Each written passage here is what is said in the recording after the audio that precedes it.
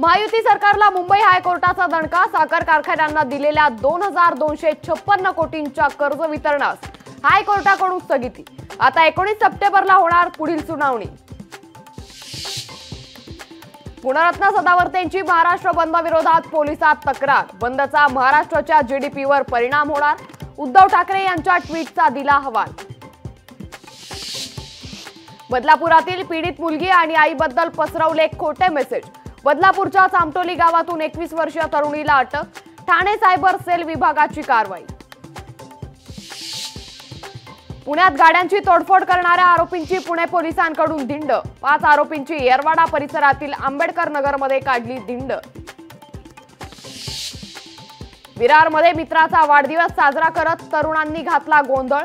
विरार पूर्वेच्या गुरुदत्त नगर सोसायटी समोरील प्रकार। परिसरात गस्त वाढवण्याची नागरिकांची मागणी। उत्तर प्रदेशातील मथुरा शहरात जोरदार पाऊस। शहरातील अनेक ठिकाणी सखल भागात पाणीच पाणी। पाणी तुंबल्याच्या घटनांमुळे मथुरावासीय हैराण।